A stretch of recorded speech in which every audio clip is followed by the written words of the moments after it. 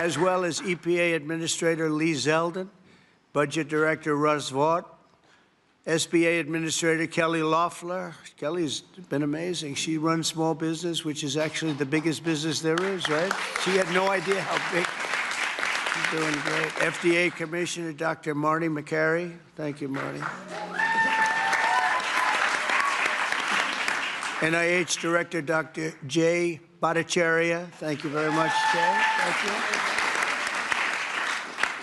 And let's see, who do we have here? CMS Administrator Dr. Mehmet Oz, a tremendous guy, actually. Thank you very much, Mehmet. A friend of mine, a really great senator, Roger Marshall. Roger, thank you. Governors Mike Braun, Jim Pilon, Patrick Morrissey, Representatives Vern Buchanan, former Speaker of the House, Newt Gingrich. Newt, a very quiet man, very silent man. Nice to see you, Newt. 4 months ago, I created the Presidential Commission to Make America Healthy Again, and today the commission officially delivers its first report on childhood health. Here are just some of the alarming findings, and they really are alarming. It's unbelievable, terrible. More than 40% of American children now have at least one chronic health condition. Since the 1970s, rates of childhood cancer have soared in many cases by nearly 50%, 50%. Wow. In the 1960s, less than 5% of the children were obese. Now over 20% are obese.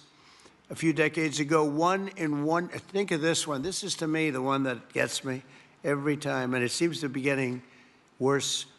Just a few decades ago, 1 in 10,000 children had autism. Today, it's 1 in 31. Last time I heard the number is 1 in 34, right?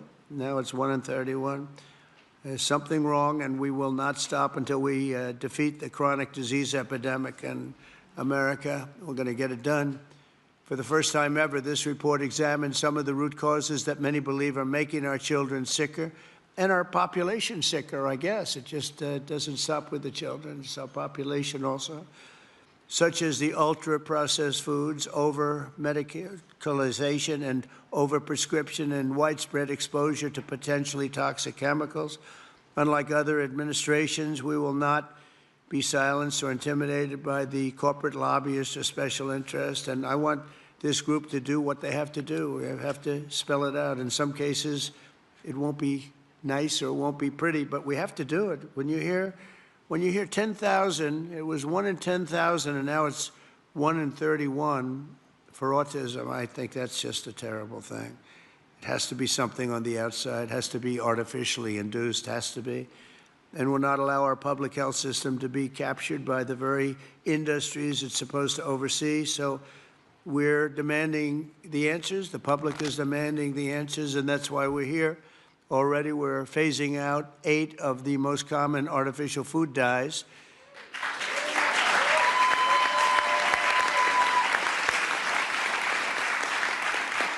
And we ended the most serious conflicts of interest at the FDA. We had a lot of conflicts over there. Earlier this week, we approved a SNAP waiver request from Nebraska so they can stop taxpayer dollars from being used to make our children obese. I understand requests from 3 more states will be approved shortly, and more are expected to come in the following weeks. Over the next 80 days, the Commission will build on its work in this report to develop a roadmap to bold and transformative public health reforms for our consideration. It's a consideration, and we'll lay out the facts. Let me say congratulations to the entire MAHA movement. This movement has become very hot. People are really, I tell you, they're going crazy over MAHA. They're going crazy, right?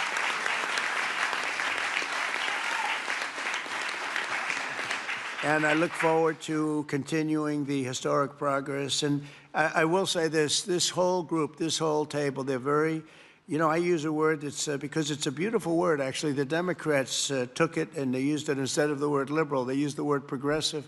And normally I'd say you're very progressive, meaning you're far. They're not progressive. You are progressive. They shouldn't be allowed to use that word.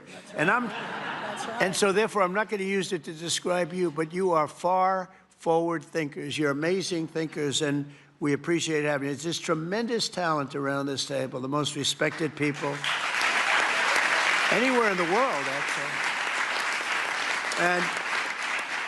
And you know, I've been a fan of Bobby for years. He came up to see me 13, 14, 15 years ago, I remember, and he left. And I made a couple of the statements that he made because I agreed with the same thing, and we both went through hell. Do you remember that? It was a massive, but you know what? We turned out to be right. It was sort of interesting. But I've been a friend of Bobby, and he's been a foe, too. You know, he's tried to stop a couple of my jobs. In one case, he did stop a job, and I was really angry. And then about 4 months later, we went into like a depression. And I saved a hell of a lot of money by the fact that you stopped it. You're welcome. So I never minded. I always said, thank you very much for stopping that big job I was going to do. But he's a fantastic guy, and Bobby, we're with you all the way. And your beautiful wife is right sitting in the front row, and she's always been right there with you. And, you know, it was very interesting. When Bobby came, I really wanted Bobby to join, and he was doing very well as a candidate, really well. He was being treated very unfairly by the other side, but he was doing so well that they treated you unfairly. They had no choice. I think they said, in order to qualify, Newt, you had to have 80% of the vote. Okay, do you remember that deal? You had to have 80% of the vote in order to qualify to run against Joe Biden. And Bobby thought that was a little unfair, and that was about it. And he came on board, and we got very lucky, but you really helped, and I want to thank you very much, really. We're with you all the way. Thank you very much. So Bobby, if you'd say, give him your thoughts, please. Well, thank you very much, Mr. President. I do want to say something, because I get a lot of credit for steering this administration toward the MAHA movement. But I joined the campaign in August. I joined President Trump in August and became, you know, went from independent to his campaign. But it was in June that he made a speech specifically on this issue. It was a MAHA speech before MAHA existed. And that, I took note of that speech at the time and thought there's a potential here for a common ground. So I want to thank you for your vision, for your courage, for standing up. You know, President Trump is a populist president. He's a president, he's blamed for giving money to billionaires and all this stuff. We hear about that all the time. But he is on the side of the middle class, the working class, the poor in this country, people.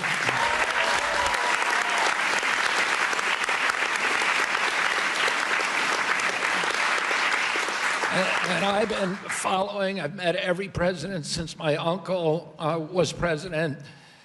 And I've never seen a president, Democrat or Republican, that is willing to stand up to industry when it's the right thing to do, and they're willing to talk about really difficult issues and to hold his stand on those issues. I've never seen anything like it, and I'm very, very grateful to you. I've sat with industry again and again in a room with him and heard him say, we can't do that. We're going to do something different, deliver news that they didn't want to hear.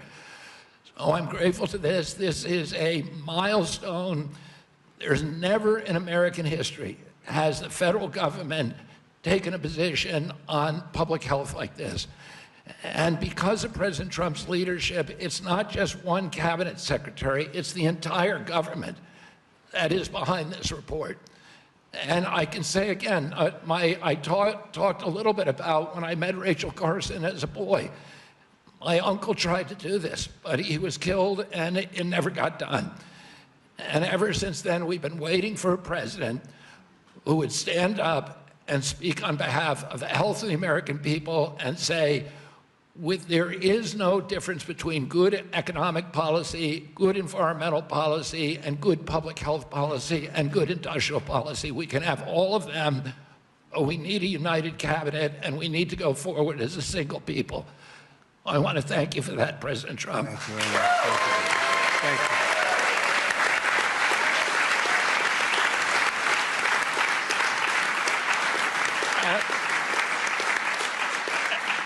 At its core, this report is a call to action for common sense. We've relied too much on conflicted research, ignored common sense, or what some would call mother's intuition. It's common sense that ultra-processed, nutrient-poor food contributes to chronic disease. It's common sense that excessive screen time and isolation lead to anxiety and depression, especially in children. It's common sense that exercise and healthy food should come before prescriptions and surgery. It's common sense that not all calories are equal in nutritional value. It's common sense that over-medicating kids is dangerous. It's common sense that we can celebrate the innovations of modern life while also demanding fearless inquiry into ameliorating the negative effects of medication, agriculture, and environmental practices. It's common sense that research funded by corporations deserves more scrutiny than independent studies. I'm so proud of this cabinet, and particularly Secretary Rollins and Administrator Zeldin, who, again, I'll say it a third time, work late nights, early into the morning to make this happen, and to all the leadership from the White House staff, beginning with Stephen Miller and Heidi Overton, Dr. Heidi Overton, with Vince Haley.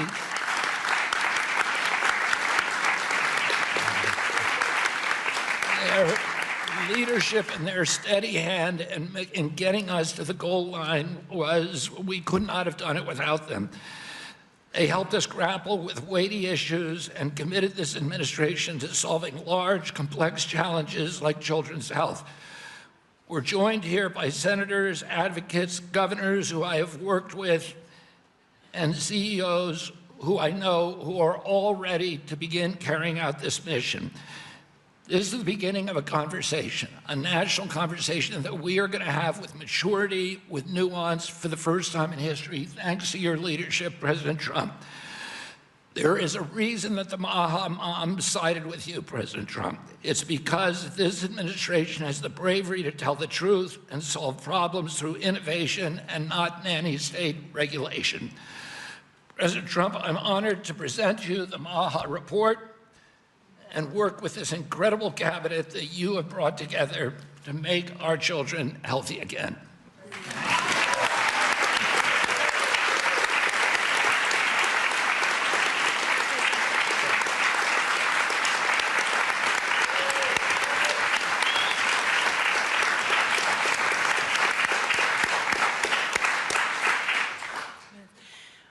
Three things. First, on behalf of an extremely grateful nation and on behalf of a lot of extremely grateful Maha moms who are out there, Secretary Kennedy and Mr. President, thank you. I see a Maha mom and grandma and our amazing Chief of Staff right there, Susie Wiles. I see a Maha mom and Caroline Levitt all across our cabinet. Sir, my oldest son, Luke, is here. Stand up, Luke. I am a Maha mom of 4. And this hits particularly close to home for every single one of us in this room. That's the first thing. The second thing is that you mentioned, sir, in your remarks that we are on track to sign multiples of SNAP waivers to get junk food and sugary drinks out of our food stamp system. And I am so proud. I am so proud to announce that on Monday, I was in Nebraska with Governor Pillen, where we signed the first one.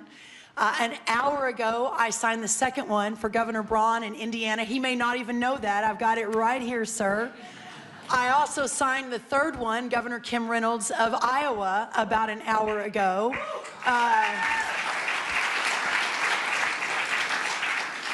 With a half a dozen more coming down the line. And sir, that has never happened before. Under Republican or Democrat administrations, we have never made that happen before. So I am so proud and so grateful for your leadership. We have Governor Morrissey here, who was the first one to apply from West Virginia. Oh, Governor Morrissey.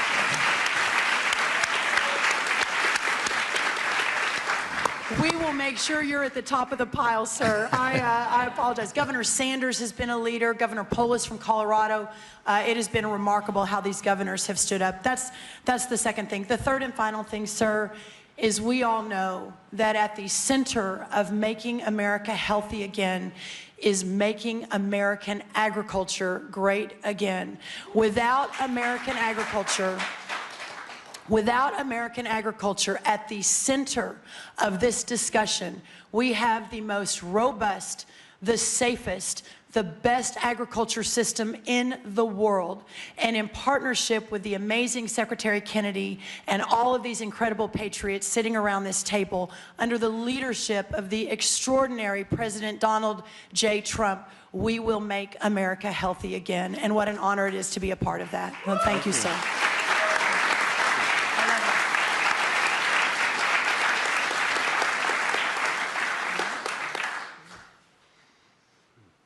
Mr. Policyman, you want to say something? Big policy man here. Well, so much has already been said, but in your remarks, Mr. President, you made clear. This is Vince Haley, by the way. In your remarks and in the report, it's very clear that there are no sacred cows when it comes to our children's health. We are showing the courage to turn over every stone to figure out, to investigate what is behind the chronic childhood disease crisis, and that's what this report represents, sir. Thank you, Vince. Thank you very much. You wanted to have other people speak? Leave ahead, everybody to speak. Oh, good. Most have already spoken. That's very good. But the fake news wasn't here. What's going on? I mean, Oz, I want to thank you for your work. Would you have anything to say to the media? Thank you, sir. I think it's a moral failing if we don't address this, but it's definitely a financial failing as well. 50% of children are on Medicaid or on the CHIP program. It is an obligation we all have to address this reality. As you know, the cost of Medicaid has gone up 50% in 5 years. Right. I thank you very much for having the bravery to commission this report, and Secretary Kennedy, Secretary Rollins, Lee Zeldin, everybody else on this panel for being able to effect what has not been done since this law for Medicare and Medicaid was written in 1965. God bless you. Thank you very much, Oz. Thank you.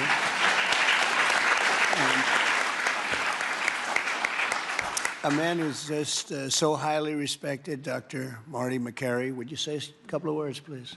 Thank you, Mr. President. The United States is the best in the world when it comes to proton beam therapy, CAR-T, sophisticated operations. But when it comes to the health of the population, it's been a 50-year failure. And we have got to change course, and it's not until you have had the courage to let us take on these giant issues, as Vince Haley said, without any sacred cows, that we've been able to change. And I think this will transform our healthcare system from a reactionary system where doctors are playing whack-a-mole to a proactive system. So thank you, Mr. President. Thank you very much. Thank you, man. Highly respected man. Jay, please say a few words. Thank you. Thank you, Mr. President. I said earlier already that it's shocking to me that what this report says, which is that our kids will live less long, less healthy, more unhappy lives than we will as parents. We can't have that. I'm so proud to be part of this moment because that doesn't have to be the future. We can change things by doing excellent gold standard science, understanding the root causes of all these problems, reversing it. And Mr. President, this is an enormously important moment because it's from this moment forward, we will reverse course so our kids will live longer than us, will live more healthy than us, and will be happier than we have been. Thank you. Thank you very much. Thank you. Thank you, Jay. Good job, too. I have to say we have the greatest farmers in the world, and we love our farmers, and we want to pay respect to our farmers, and we always will. And we won the farmers by a lot in the election, in every election, all 3 elections, and we won by a lot, and I will never forget that, and they are foremost in our thought. And representing, I think, the farmers better than just about anybody can do is Senator Roger Marshall. Could you say a couple of words, Roger, please? Mr. President, Mr. President, we're not tired of winning yet. Congratulations. What a week you've had overseas, one win after another, one big beautiful bill across the House floor this morning. You're the best closer in the game, and this is one of the greatest days of my life professionally speaking as well. And I just want to acknowledge my Maha mom out here as well, that my wife, Lena, was a Maha nurse and a Maha mom and a Maha grandma. Now, Lena, will you please stand up as well, my wife?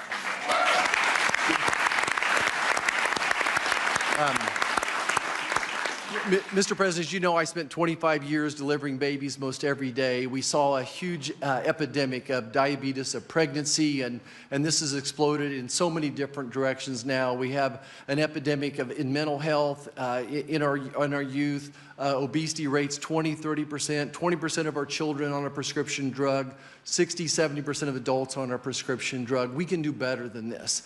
And it does start with the farmer. It starts with soil health. And I just want you to know that our farmers are so committed to this as well. And so many of them are already doing great things. They're making the soil healthier. They're using less pesticides. They're doing all the right things. It's going to take a little bit more effort and time to get everybody with those practices. But the American farmer and rancher were the original environmentalists, the original conservationists, and they'll be right here working beside us. And we appreciate your support of them as well. Thank you, Roger. Great. Thank you.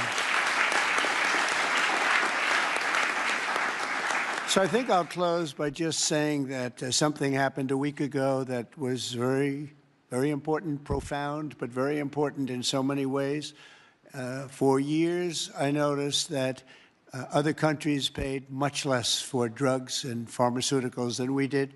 But I don't mean 2% less or 10%, which would be good, but I don't mean 20 or 25 or 30%. I mean, sometimes we paid 10 times more, 12 times more, 13 times more than other countries, where people from our country would be seen going into Mexico and seen going into other countries, leaving on trips and bringing their drugs home because they'd get in London, they'd be able to buy a drug for 1/10 the price of what it costs in New York City. And I watched this.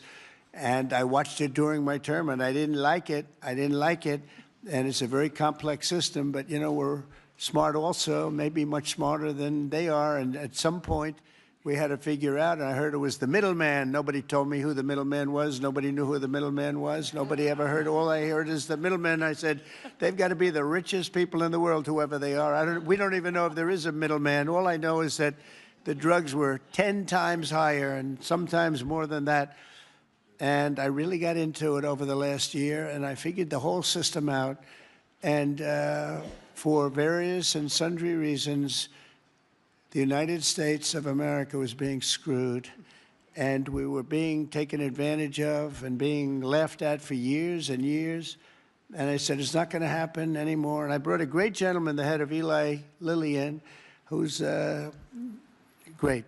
He really is. He's great. He's done a fantastic job, and others also of the companies. And I'd have it out with him. I had debates with him, actually, and pretty much it was a debate that was impossible to lose.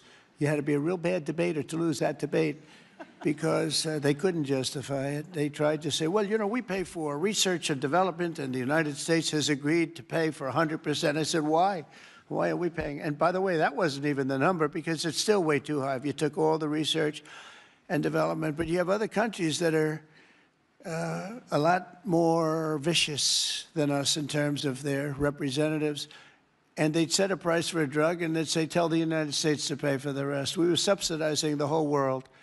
And I said, we're not going to do that anymore. We've been a laughing stock for so many years. The last 4 years, we've been a laughing stock. I said it. We were a laughing stock, and now we're the most respected, and we're the hottest country in the world. We're going to remain that way. We're going to do that with drug costs, too.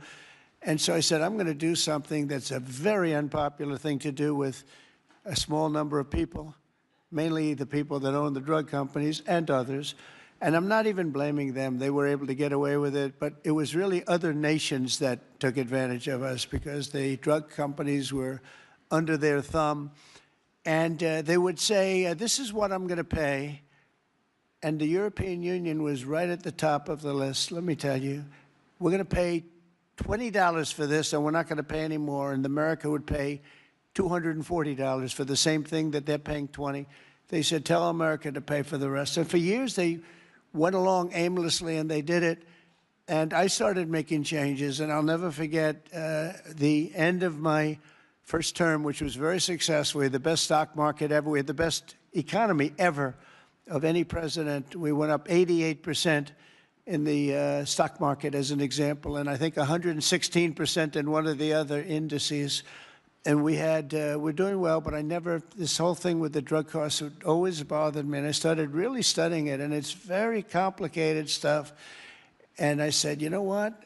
We are paying so much more, and I demanded favored nations. We're the biggest buyer, we're the best buyer, we're the most solid buyer, we're the one that paid for all of the research and development. And I said, we're going to do something that's earth-shattering. So at the end of my first term, I was so proud, because it's the first time in 28 years that any president reduced drug prices during the course of 4 years. And you know what the number was? 1/4 of 1%. But it was down 1/4. Think of it, 1/4 of 1%. Very little. Essentially, they remained the same. But I wanted to get it down, and I was so proud. I thought I was the greatest guy in the world. I took it down 1/4 of a percent. And I had news conferences. I was bragging. I'm the only one that did it 28 years. And then I said, that's not very much, because we were still paying so much more. And I decided I've got to break the system. And it's the most powerful lobby in the world, the drug company. The most powerful they are, the most powerful. And I'm not saying bad, good, I'm not saying anything, but they have tremendous power over the Senate, over the House, over the governors, over everybody. And they spend more money, billions and billions of dollars. And I said, I don't care. I have to do what's right. And I declared a favored nations, most favored nations, where the United States from now on is going to pay the exact same price as the lowest price anywhere in the world. In other words, if you take... Right? In other words, if you take the country that's paying, and let's say in a certain part of, there may be some country out there that pays a little bit less for very good reasons because of the fact, a thing called poverty or whatever. But we take the lowest countries, say European Union countries as a whole, that would be fine. Or take individual countries within the European Union, or take various countries that nobody's even heard about. We pay the lowest. And what that's going to mean, and I'd like to put somebody to police it, because it should start immediately. It shouldn't start in 2 years, 3 years, 5 years. They'll say, yes, it kicks in. They always say kicks in, Marty. It kicks in, sir, in 4 years, and then 4 years they get it changed. It should mean, so remember I told you I was happy with 1/4 of 1%. It could mean anywhere from 70% to 89% reduction in drugs and pharmaceuticals. That's a little different, right?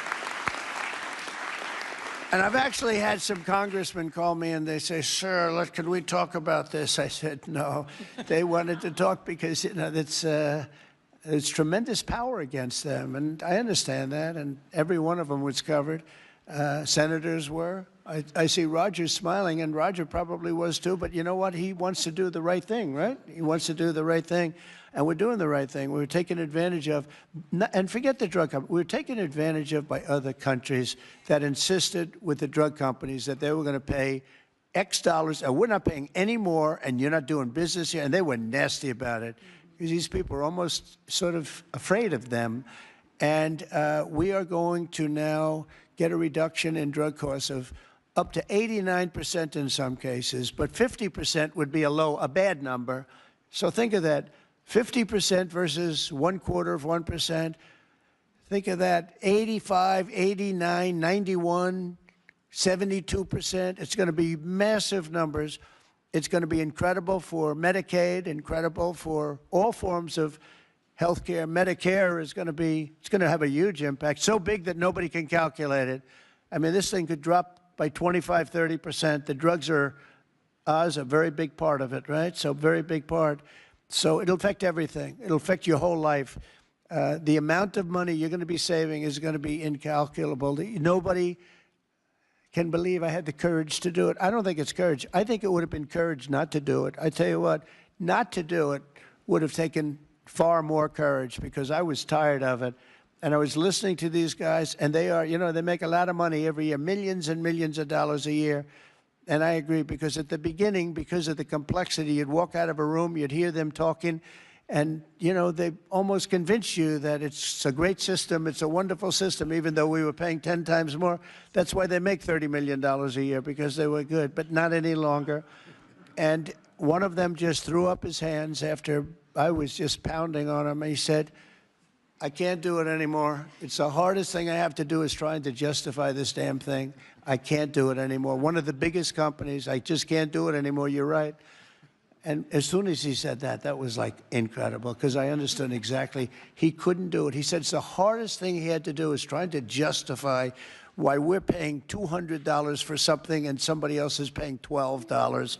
That is a neighboring country. Take Canada. I mean, people go up to Canada to shop because the prices are so much less, and it's not going to happen anymore. So we're going to take the lowest country anywhere in the world, and that's what we're going to be paying, and we'll be saving from 50 to 89%. And these are big, these are tremendous numbers. There's not going to be anything where we're paying 10 times more than somebody else. And one thing that is very important, and it's got to be implemented, it's done. I've done the order, it's done. But we have to get somebody that's got a lot of strength and a lot of power, because you have to implement it, because these countries are going to go down fighting. They don't want this to happen because they're going to go up. Now, there are many more people involved in the world than there are here. So they'll go up a little bit, maybe 15, 20%, and we're going to go down 60, 70, or 80%. But they will fight the drug companies. The drug companies are very worried that they're going to fight, and that's okay. If they fight, we'll just say, that's okay. We are not going to let you sell any more cars into the United States, or we're not going to let you sell any more wine or liquor or alcohol or something that's actually much more important to them than the drugs. And we're going to be able to force that issue if we need to. They should do it.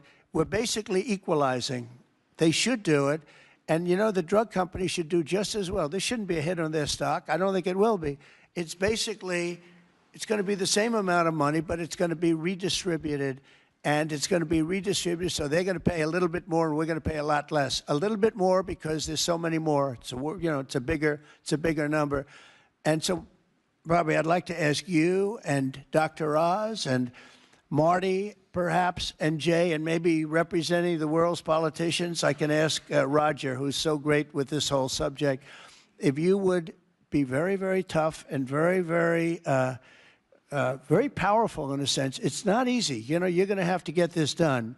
The drug companies are going to say, well, they won't do it, and maybe they won't. And if they don't do it, we're going to not do business with that country or those countries. But we're going to have to be very tough until it's totally stabilized and equalized. And Oz, I mean, I see your eyes are gleaming because you've been talking about this for a long time, but you've never had anyone willing to do it. But I'm willing to do it. And I think it's going to go down as one of the most important things we've ever done, because drug costs are going down. Think of it. Then every year for 21 years, the costs have gone up, and now they're going down maybe by 85, 80. I'm telling you, 89% in 2 instances, 89% cut. Nobody's ever seen anything like it. So I'd like to ask Oz in particular, because you and I know each other. He's a very tough hombre, this one. He's tough as hell. And so if you can lead the group, and it's not going to be easy. You're going to have to get in, and you're going to have to fight. If you do it, you can have, within a period of weeks, you can have drug costs that drop like a rock, okay? So you, as a group, I have great confidence. And if you don't do it, I am firing every single one of you. Good luck, guys. All right? Can you handle it?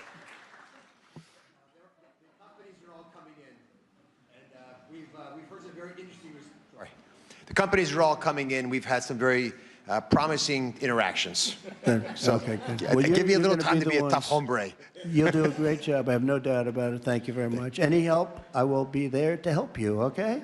Well, you mentioned something that has not been discussed in the past. People have talked about drug prices in a silo and in isolation. But when you start going to the countries where they give discounts to because they're getting beaten up there, and you support these companies, they see a huge upside potential, and even greater than the numbers you mentioned. Right. They should be able to charge more than what they would historically have been tolerant of if they have the support of the U.S. government and you. And Secretary Kennedy is aware of all these discussions. Well, they were artificially low and artificially high. We were artificially high. They were artificially low. We're not going to let that. And I think you're going to be able to handle it pretty easily. But speed is very important because we can do this immediately. This doesn't take 2 years, 3 years. It doesn't take a month. So do the best you can. Thank you very much. Thank you, everybody. Thank you very much. Thank you, Bobby. Are we concluded, Bobby? Yes. Go ahead. Why don't you Thank you, finish it Mr. off? President. Let's all give a hand for President Trump for his leadership. Thank you.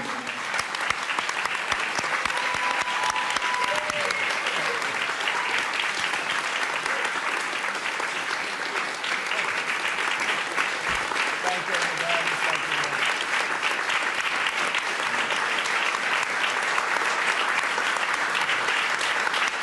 Power plant.